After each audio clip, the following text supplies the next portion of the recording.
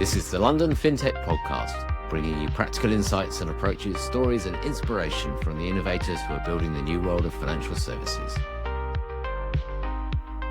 This podcast is brought to you by NextWave, strategy specialists and solutions for financial institutions. I'm Tony Clark, and this is the London Fintech Podcast. On today's episode, we're going to be taking a deep dive into a topic that has surfaced a few times on this show, which is data privacy, and in particular, privacy-enhancing technology and what it can do to help the fight against financial crime. I discussed on LFP 257 with Paul Caulfield about the role and potential for collaboration between market participants, corporates and regulators alike, and data leverage together in fighting crime. And we touched on homomorphic encryption as one of the privacy technologies that the sector is focusing on. Homomorphic encryption, or HE, is a type of cryptography that allows mathematical operations to be performed on encrypted data without exposing the original data. The word homomorphic comes from the Greek words meaning the same structure. HE is just one of several techniques that are in use, and PET is a complex area with technologies based on advanced cryptography. So we're going to be talking maths and cybersecurity essentially, and I will try to get into how PETs work as well as the benefits and challenges in deploying them. So why is all this important? Well, according to NASDAQ Verifin 2024 Global Financial Crime Report, there's an estimated $3.1 trillion in illicit funds flowing through the global financial system. That was a 2023 number. In the digital first world that we're all occupying, data is the most critical asset to combat these efforts by the bad guys. Financial institutions rely on data to extract insights, identify unusual behavior, and to inform ongoing monitoring that can help stop and prevent fraudulent activity. So we're talking fraud detection, know your customer, anti-money laundering. In this fight, the more data, the better. However, the ability to access and utilize all available data sources is anything but straightforward. And in many cases, regulations and guidelines that are put in place to protect the customers also unintentionally hamper investigators and empower criminals by keeping all the data sets separate and preventing the sharing of information. To find out all about this and what could be done, we're going to be talking to Allison-Anne Williams, who is the founder and CEO of Enveil. And Enveil are pioneering privacy-enhancing technology, helping global organizations securely utilize data across silos and organizational, jurisdictional, and security boundaries. Allison-Anne has an advanced maths and computer science background, a PhD in algebraic combinatorics, I almost can't say that, and a degree in machine learning. And aside from raising $40 million to build Enveil to date, has been recognized by multiple cybersecurity and entrepreneur awards and honorary programs. There are too many to list, but Allison Anne is the expert, and welcome to London Fintech Podcast. Thank you, Tony. I'm happy to be here. Okay, well, lots to get into, and I stumbled over a few of the words there. It's a complex subject, but let's get to know you a bit if we can, just so that the audience can contextualize, your journey and where this is all coming from. Can you tell us a bit about earlier career and your influences, and how did you get to be leading in the cybersecurity space? Sure. So this is what I've always dreamed of doing, as long as I can remember, starting and running my own companies, which may be on paper a little bit odd because of all of those words that you just mentioned that you had trouble pronouncing that scared people away, like math and algebraic combinatorics and homomorphic encryption and things like that. I do have a deep background in math because I thought it was fun going through school. Then I spent quite a bit of time inside of the U.S. intelligence community before starting privacy-enhancing technology company Enveil back in 2016. Okay. And just before we get into Enveil and how it all works, when you're not working on the business, how do you like to spend time outside of work? Oh my goodness, when am I not working on the business? Isn't that a catch-22 question? I am a mom of 5 kids, So that consumes a lot of time. So I run a startup and have 5 kids running around. So that's it. No more time. I think you get the record for the most number of children for the episodes that I've recorded so far, because we've had that variance on that answer from quite a few previous guests. And I've got 2 boys and I have very little free time anyway. But 5, wow, hats off to you for that. At what point did you decide to start your own business then? So what was the trigger point for Enveil? So like I said, this is what I've always dreamed of doing, but, like any career pathway, it's definitely nonlinear. So I was inside of the U.S. intelligence community, in particular the National Security Agency, and was leading a team that was looking at how do we use data in a secure and private way outside of our walls in environments that are across boundaries and silos that are less trusted from that perspective. And so it turns out privacy enhancing technologies and one of its key pillars, as you mentioned earlier, homomorphic encryption, solves that problem beautifully because you can do things like take searches that contain sensitive content, encrypt them in your walls, and then go run those searches out in these untrusted or lower trust types of environments without ever decrypting them at any point during processing. And so without ever exposing any of that sensitive content. The problem being back at that time, which is over a decade ago at this point, is it was very computationally impractical. So we developed some breakthroughs in the utilization of that type of encryption that allowed it to be practical for the first time ever. And I looked at those and I said, wait a minute, this type of technology has the ability to completely change the entire paradigm around how any type of organization and where any type of organization can securely and privately use data. I want to go and take this technology out to the market, develop it further than anything that we could have ever dreamed back inside of the intelligence community, and then create an entirely new market. Because either where the technology doesn't exist or doesn't exist in a practical capacity, which was the case with privacy enhancing technologies, nor does the market. So looking at that and just the power of those capabilities, I said, this is a great business to go start. We're going to be on a very long new market creation journey as a company. And so let's go for it. So jumped out, raised some VC capital, started the company back in 2016, and then the rest is public history. Wow. So really spotted an opportunity on the back of those technology breakthroughs. Perhaps tell us a bit more about those technology breakthroughs. I mean, I think when I was looking at HE at a high level around the earlier episode that we did on financial crime and PET, there was a stat which I'm going to probably get slightly wrong, but it was something like a million times more computationally intensive than a regular database operation, which just made the whole thing impractical in earlier versions. But perhaps you can tell us a bit more about what were the breakthroughs that created the catalyst for Enveil. Yeah, for sure. And originally when homomorphic encryption, as you mentioned earlier, sane change was developed, it was considered to be the holy grail of encryption. If this could possibly work in a practical way, it would change everything, but that's taken decades to get there. So some of those original breakthroughs, or just in the way that the encryption was used, is the simplest way to describe it. But now, over the last, I would say, 8 or 9 years, the technology itself, the encryption itself, has vastly improved and developed, so much so that what we considered to be breakthrough state of the art back in 2015, 2016, we now consider to be legacy today. That's how fast this technology space is moving. Okay, so let's understand, what does Enveil do? If you can give us some practical examples of how this applies in the fin crime space. And you already said that PETs are allowing you to keep sensitive data private and still manipulate that data and use that data, but perhaps you can expand on that and give us some examples.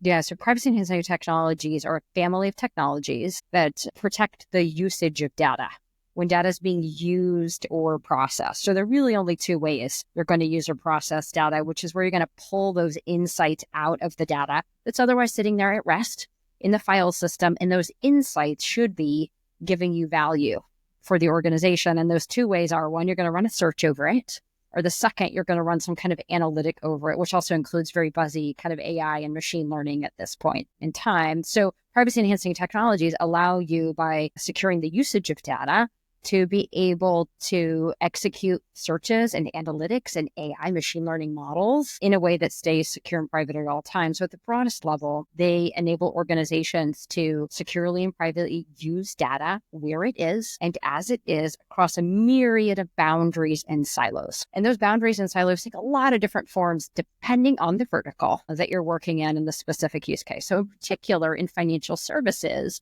those boundaries and silos often look like jurisdictional boundaries, maybe that are driven by regulatory or data residency requirements, or they can look like organizational boundaries, say peer types of banks, where you may have not only kind of sensitive types of personal data, but also competitive advantage that needs to be protected. So for example, to bring this alight a little bit, suppose I am a global bank, a global financial services organization, and I am banking an entity in Singapore. And I want to know, is the Singaporean entity being banked anywhere else within my own bank? And if they are, I'm watching them for questionable activity relating to economic crime in Singapore.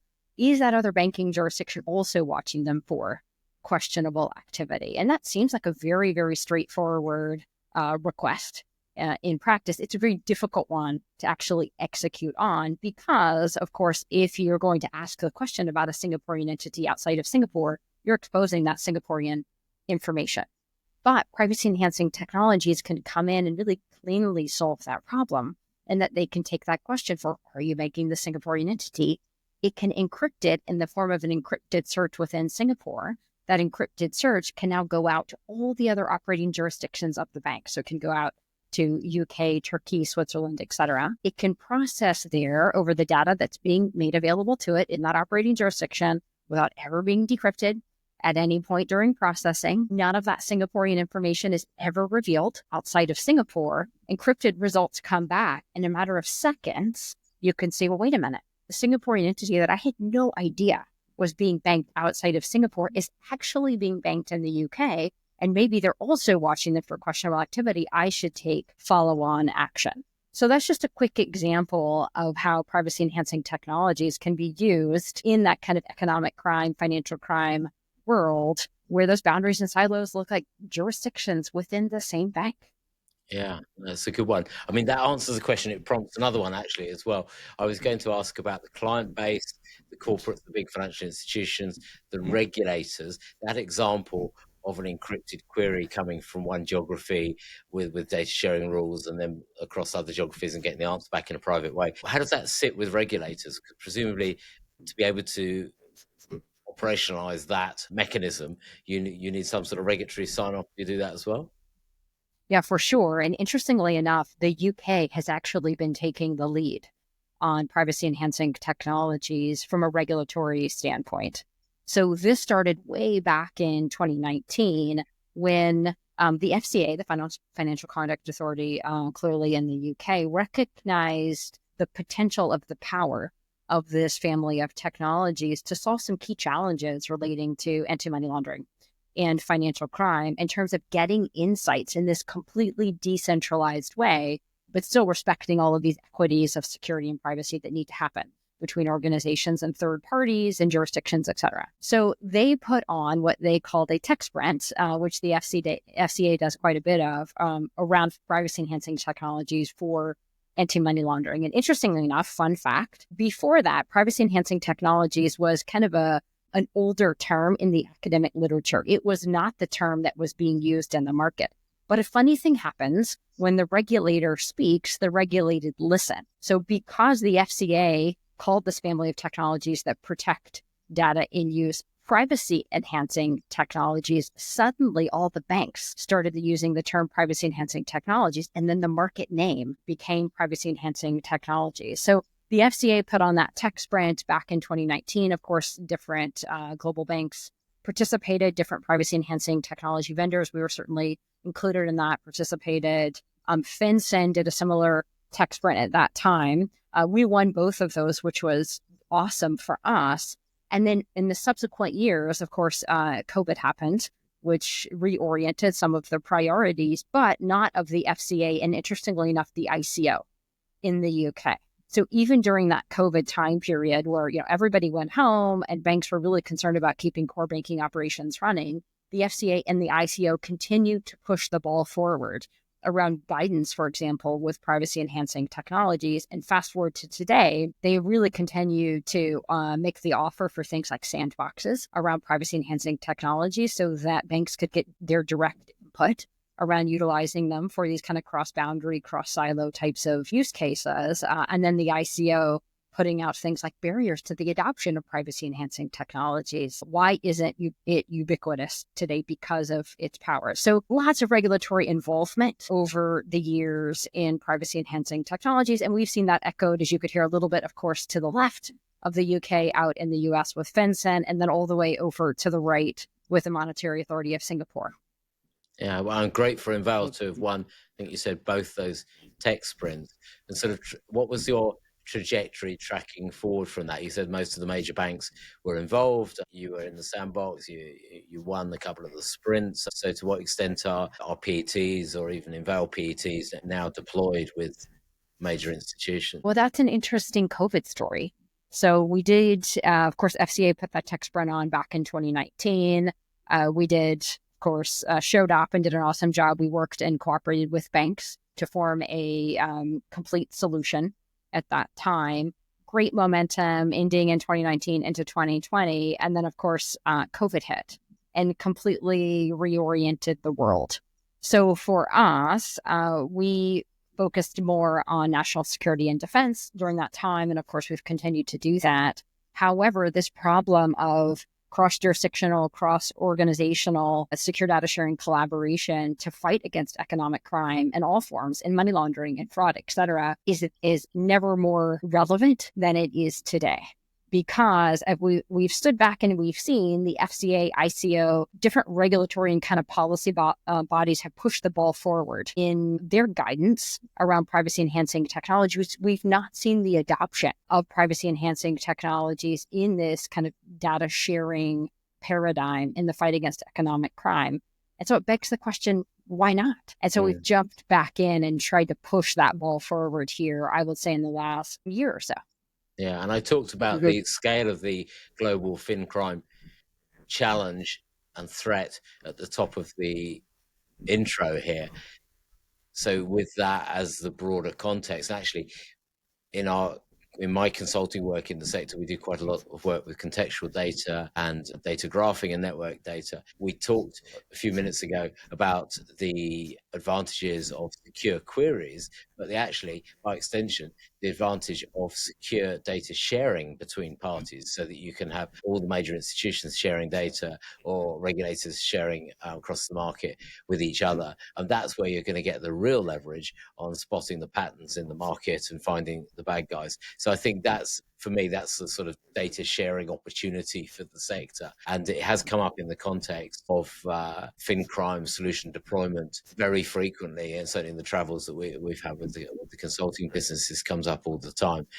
I've been looking forward to this conversation to really sort of catch up on where the sector is practically on taking that opportunity. And I think you've just recently released a paper calling for greater data sharing and collaboration. So that might be a good place to start. I think there were four core challenges called out that need to be addressed to really address economic crime head on. Perhaps you can talk about that for a minute. For sure. So as we started to kind of reapproach this space after we had gotten through COVID and been focused on other kind of customer bases as a company, we noticed a couple of things. One, that there had been no real progress, material progress that we could see in data sharing for economic crime. And the reason that I say that is not because there weren't initiatives that were underway, but because the outcomes had not been achieved. Other than if we work together and if we can connect dots between entities, whether those dots are public to private entities or private to private entities, then we can do a better job in stopping, preventing, fighting economic crime because, of course, we have wider visibility. And with more information, we can make more informed decisions and hopefully get into that preventative space. So there had been several pilot efforts that we saw and initiatives that had been running to basically validate that if we can connect dots, we're going to do a better job. However, they had really not been operationalized to the point where it was affecting the outcome. In fact, the numbers around financial crime were only increasing and increasing at a very alarming rate, as we saw.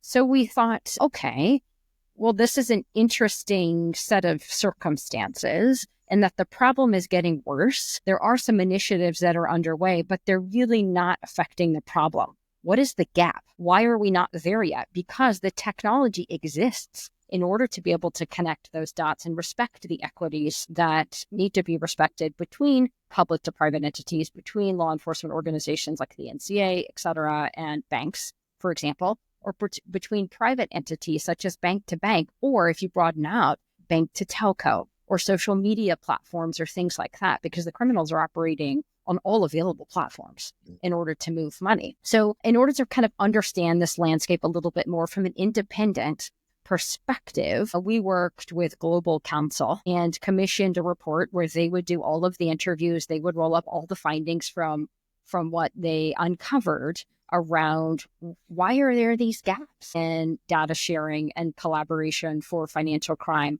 Why is the problem only getting worse, but the actions are not matching that, even though the technology is available? So we did this.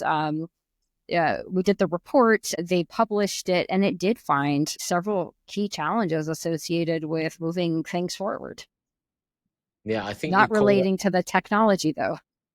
And no, I think exactly. I think you called out lack of incentives, legal and regulatory disconnects, a lack of education, which is one I want to come back to, and this fragmented data sharing industry, which we've already touched on, the silo approach that institutions are taking. So I can see all four of those as being areas that need to be addressed in order for, and again, it's not the technical point, in order for the buy-in and the engagement to come from the sector.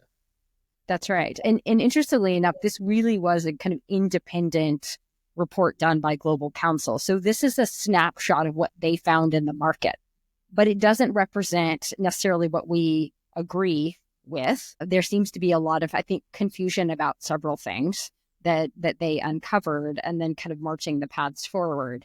So I think one thing that we saw coming out of the report is that this idea of information sharing is being conflated in all of its mechanisms, meaning there are really two macro types of information sharing that we just actually touched on a second ago. One is public to private types of information sharing. This is your law enforcement organizations, all your public entities, and then the private ones. And for this report and for economic crime, let's just focus on the banks for a second. So there is law enforcement organizations to the banks, and then there's also private to private information sharing. Those are two very different things with very different equities involved. So for example, between public to private types of entities, your public entities, your law enforcement organizations, their equities are centered around their investigations, their subjects of interest, if they're looking for organized crime patterns or things like that. So those equities need to be respected as they're trying to reach in and collaborate from a data perspective with the financial services institutions. They don't want to tip off investigations, things like that. And then if you go in the other direction, the banks, of course, they're regulated by a lot of these regulated entities, these public types of bodies, and they don't want any more exposure than they have to incur for the risk of getting additional fines and additional regulatory scrutiny. So certainly their equities need to be respected too. So a lot of times you get into this proverbial stalemate, as it were, where people are really sharing only the minimum amount of information that they need to share because it's being done in the clear, or you have small little pockets where information flows more freely, but often in a manual way. So privacy enhancing technologies can come in and help that because, of course, the public entities can perform their due diligence, ask their questions, run their analytics in a completely secure and private way in the private organization, the bank's environment, only over the data that's being made available for that purpose. And then, of course, the banks could theoretically be able to reach in to public entities that's a little bit further off, for example. But both of those kind of equities need to be respected. And the incentives are very different for both parties in those cases. Then they're going to be in the second macro lane of information sharing, which are going to be private to private entities. So these bank to bank kinds of entities. So, of course, you have all of the kind of personal information and things that need to be protected. But more often, what we have seen as kind of an outsider looking in is the information that they really want to protect is more around competitive advantage. They're all out there competing with each other, right? This is a capitalistic economy. They are competitors. Yes, they do. It's in some way want to work together to fight financial crime. It's in everybody's best interest to do that. But how do they do that in a way that they're able to retain positive and auditable control of their own data? They don't have to give it up. They don't have to centralize it. for example, but they can draw insights from each other in a secure and private way without, of course, exposing any personal information that doesn't need to be exposed, and then without exposing their customers. Who are they banking? In that kind of competitive advantage. And that's where privacy enhancing technologies comes in and solves that problem. And again, the incentives are very, very different in that case. So while you have public to private types of incentives along the lines of wanting to stop crime, wanting to protect citizens, for example, and of course, the banks don't want to be subjected to any more regulatory scrutiny than they have to be, the private to private incentives have to hit the bottom line of the bank. And so with that context, what's your call to action to the institutions? What would you recommend, perhaps as your sort of top three things that need to happen to solve? The largest, I think, thing that needs to happen to move the ball forward is to run what we're calling operational pilots. Operational pilots to really, from a private to private perspective, nail the quantitative business case for secure data sharing and collaboration between the private institutions for economic crime, for fraud. Because, of course, a lot of the fraud is built into the P&L of the organization, so it's a risk that's accepted. But what if we could prevent a certain amount of fraud? What if we could prevent it to the place where it didn't have to be reimbursed, for example? Can we go in and quantify that and show from a bottom line perspective why it's better that we work together? Not just because it's going to make the world a safer place. That's awesome. But how does it affect the bottom line of the bank? And that should be the focus of these types of operational pilots from a private to private perspective. Now, the good news is there are a lot of different kind of convening entities, regulatory entities that have opened up sandboxes to say for the banks, yes, you could do this operational pilot with the focus of getting a quantifiable ROI for secure data sharing and collaboration through privacy enhancing technologies. But you could do this in an arena where we can weigh in and give you guidance from an FCA perspective, from an ICO perspective, for example, so that you could proceed both with clear guidance from the regulator and policy entities, the data protection authorities, and from a business perspective. And then you have a win-win situation going on. So that, to me, is the largest key in unlocking the adoption of privacy-enhancing technologies for fighting this challenge. It's not education on the technologies. That will come. We're very educated. If folks like the ICO are putting out barriers to the adoption of privacy-enhancing technologies, the information is there. If people want to be educated, they absolutely can be, and they can be hands-on educated through these operational pilots. So I think that was a little bit of a red herring that came out in the report from our perspective, just having built the market and worked in the space for a very long time. So you're recommending those cross-market operational pilots, but in a regulatory sandbox, regulatory context, which essentially provides a opportunity to do it in a regulatory ready mechanism, do it in a way that fits within the guide rails of the regulator, which makes a whole lot of sense. I mean, and those operational pilots in the market, I mean, what's the status of that currently? Are there a number of these up and running at the moment? We don't see these up and running in the way that they should be running. There's a little bit of dabbling here and there, but nothing at the kind of scale that it needs to be to really move things forward yet. That's why it was a major call to action in the report itself. And just to be clear, the pilots for bank to bank or whatever the case may be, they don't have to be done in a regulatory sandbox to establish quantitative ROI for the organization. However, it's just a win-win-win. The sandboxes are available. The regulatory and policy entities want to lean in. They want to see these types of technologies adopted for all the reasons that we've talked about before. So why not use them?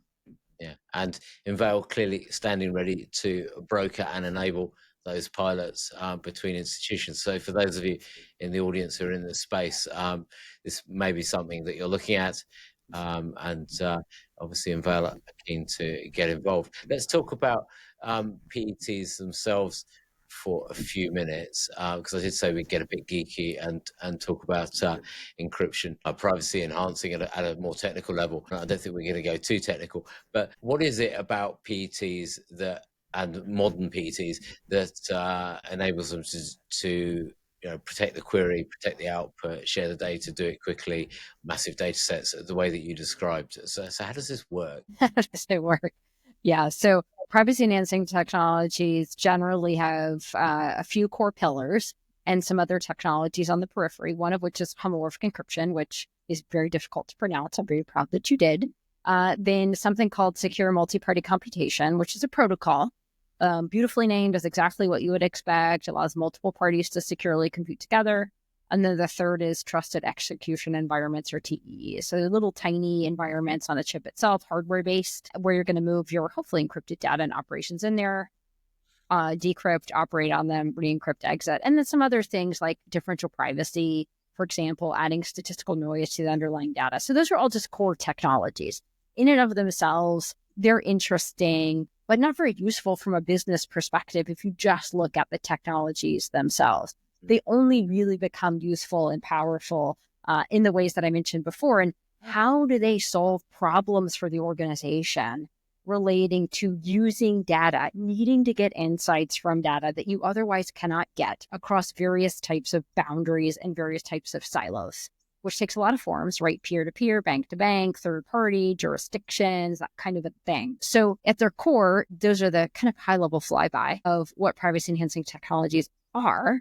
They're only as useful as much as they deliver these insights across boundaries and across silos. And then, of course, to get them from these raw tech types of paper-based, right, algorithms and things like that into enterprise software that just works, that's the kind of difficult place of the market where we fit in to the picture. I will also say this whole kind of takeoff hype adoption around AI machine learning has been incredibly interesting for privacy-enhancing technologies. So privacy-enhancing technologies uniquely enable model-centric security for secure AI. In fact, Gartner has included privacy-enhancing technologies and the vendors in that space in its AI Trust, Risk, and Security Market Guide for the last couple of years. The new one actually came out because what privacy-enhancing technologies can do from a machine learning perspective is you can take sensitive machine learning models, which are the unit of work in AI. And a model can be sensitive because it's been trained over sensitive data. So maybe in the Singaporean example we used before, it's been trained over Singaporean data, or it could be sensitive because it's maybe IP for the organization. But you can take those sensitive models, you can encrypt the model, and then go run it, maybe in a different operating jurisdiction, in a peer bank, out in a third party, without ever decrypting at any point during processing. So run it, we mean evaluation inference. So if you can't ever see the model, then you never have an opportunity to, of course, see any IP that would be in the model in that case, or to pull any of that sensitive data out of the model over which it was trained, which we all know now is very trivial. Thank you, ChatGPT, of raising the global awareness to that. So you get these, encrypted results back from evaluation inference. So it allows the organization to use these sensitive machine learning models to get insights that they would have otherwise never been able to get. The same thing is true with training a model. So it allows the model to be trained in a completely decentralized way, a completely encrypted way. So now you can get the smartest model over real data in ways that you could have never done before. So it enables buzzy things like encrypted federated learning to be possible. So privacy enhancing technology is not just search, even though it's easier to think about it that way, because we all do searches on a daily basis. Go to Google, you type something in, et cetera. So you can kind of get your head around that a little bit more. But it's also incredibly powerful for things like securing workflows for AI and machine learning, other types of analytics, including graph analytics. That's one that comes up quite a bit, right? If you're trying to connect the dots, that's often best represented in a math kind of way in the form of a graph. But if your graphs are across different boundaries and silos of data, across different operating jurisdictions or across different banks, for example, well, how do you connect them over? And that's where privacy enhancing technologies can come in and help out there too. Yeah. Well, I was going to ask you what secure AI is, and I think you've sort of answered that question in terms of masking the models. Just coming back to how PETs work. So, and this is for my education, perhaps for the audience as well. When we're talking about encryption and we hear about 128-bit encryption or 256-bit encryption with the concept of private and public keys, is this what we're talking about in encryption? And is that the sort of mechanism you're talking about in masking a query? And then I think you covered it quite quickly. You sort of what was it? You access the data, you retrieve the data, you transform it again, and then you can use it again on the outside. I've used different labels, but just to understand that flow a little bit. And when we're talking about encryption, is it those multi-bit encryption type mechanisms that I was alluding to that we're talking about here? Typically, when we have been giving these examples and talking through the different ways you're going to perform encryption search and all those kinds of things, when we've been having a conversation, it's around homomorphic encryption. Okay. But homomorphic encryption is interesting. You can, of course, do it in the way you described with kind of public-private keying and things like that. But the types of homomorphic encryption that are most often used in practice and that we would recommend are what's called lattice-based types of encryption, and those are now known to be quantum resistant. So if you have an organization that is making sure that they're quantum proof and they have unique problems around needing to use data, again, across those boundaries and silos, then there are capabilities available that kind of meet both of those needs is the way that we would describe it. But in terms of a basic workflow, what we typically see, if we go back to that Singaporean example, is that the organization, the jurisdiction in Singapore wants to ask that question for, are you banking the Singaporean entity? Then that question is going to be encrypted, I will say homomorphically, in Singapore in the form of an encrypted search. Then that encrypted search is going to go maybe over to the UK operating jurisdiction, and then without it ever being decrypted, which is the brain-bending power of homomorphic encryption. It's just math. It's not magic, although it does oftentimes to people sound a little bit magical. It's never decrypted at any point during processing at the UK. It's going to be processed over some data that's being made available. So all kind of access control is respected, audit will be respected, things like that, which is very important to any kind of highly regulated organization. And then just by virtue of doing that processing, these encrypted bits are coming out. You can't tell what they mean, what they are. They're encrypted. Those encrypted bits constitute the encrypted result.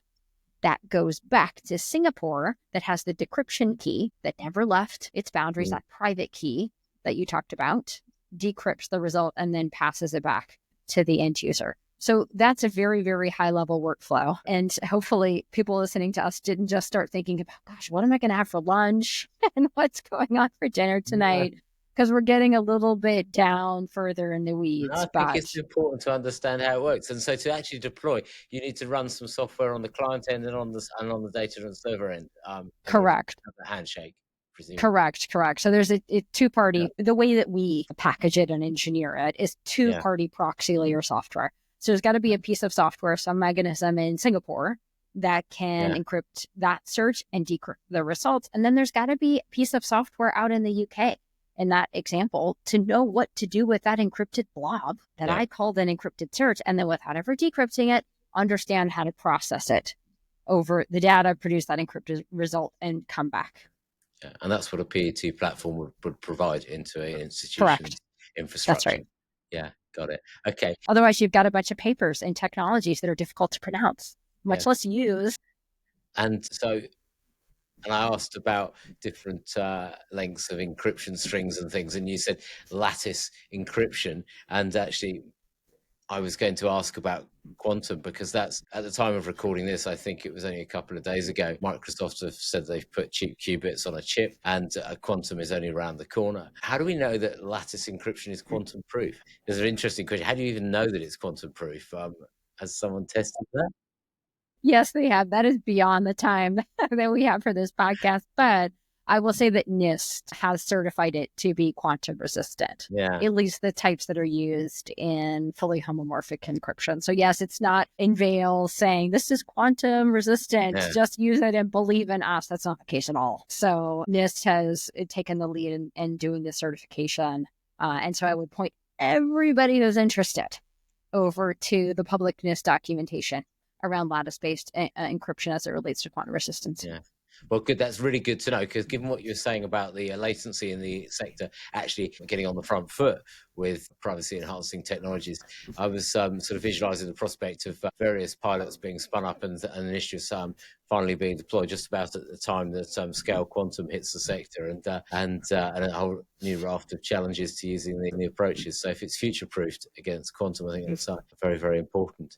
And actually, that question I think puts us slightly onto what's ahead. So you've already made a call to action on these operational pilots and the opportunity, and we've seen the increasing pressure from the scale of financial crime and economic crime that the industry is facing. What do you see as the opportunities and challenges in this part of the sector in your space for the rest of this year and perhaps into next year? So certainly we're pushing hard on these kind of operational pilots and for those to occur. I think one of the challenges that we often see with privacy enhancing technologies, which is important to call out, is that those kind of boundaries and silos of data that I mentioned aren't just driven by regulatory types of concerns or competitive concerns. Some of the most difficult boundaries and silos around data are cultural.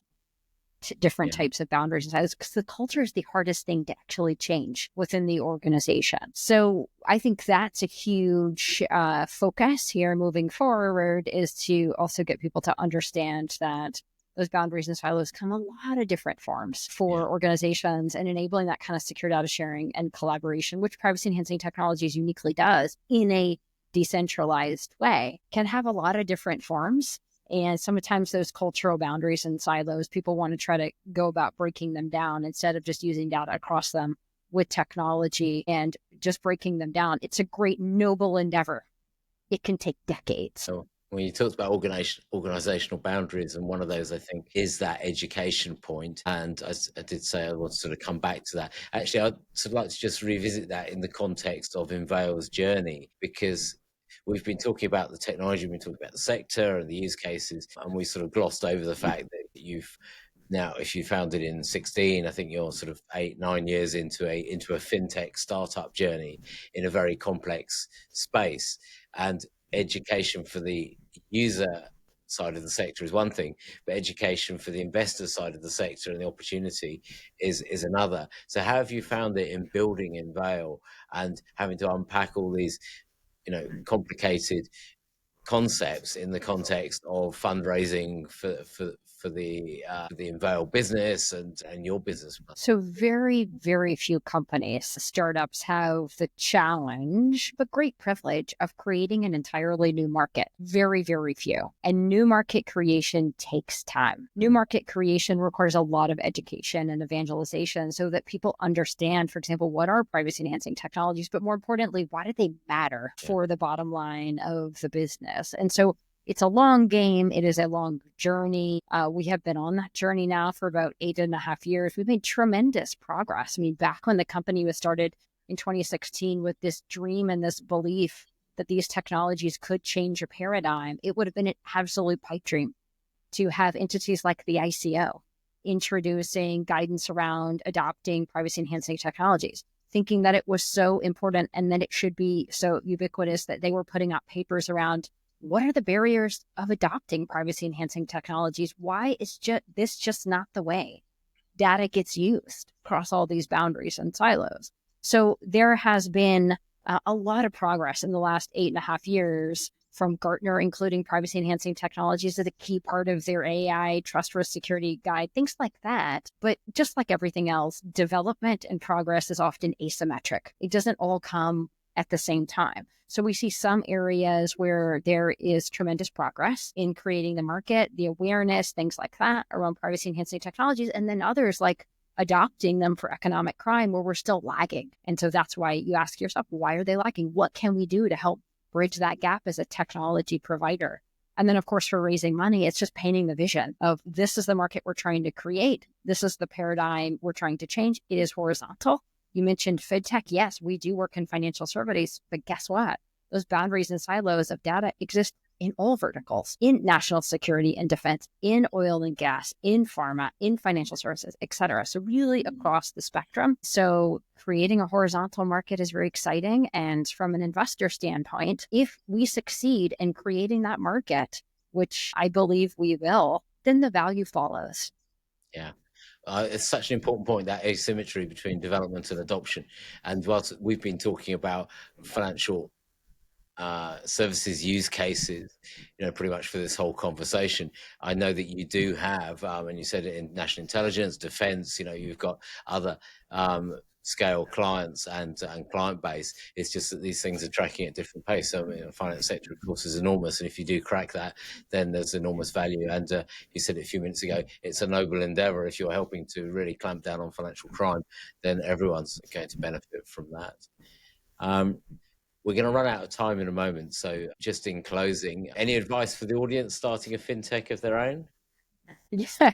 Well, plan to make it your life. You better believe in what you're doing. That's what I'll tell them. If you don't believe it in your bones that this should exist in the world and you are the person to bring it into the world, then just don't do it. Okay. But if you do, it's awesome. It's a fun, exciting, rewarding journey. Yeah, well, I can echo that a bit on what I'm doing in my core business. And what are you reading or listening to currently? Anything that you would really recommend? Read or listen to currently a little bit of everything, honestly. So I'll tell you the book that I started picking up last night to read, which has nothing to do with any of this. Okay. But there is a travel author named Rick Steves, who I don't know if you know him, but he's written tons of guidebooks around the world. Way back when I was a lot younger, before you had smartphones, I'm kind of dating myself a little bit. I bought a Eurail pass, and I had a Rick Steves guidebook, and I visited all 18 countries on that Eurail pass. So he has this very special place in my life in terms of travel and visiting Europe. And so I started reading one of his memoirs around how he got started in that kind of travel business. Yeah.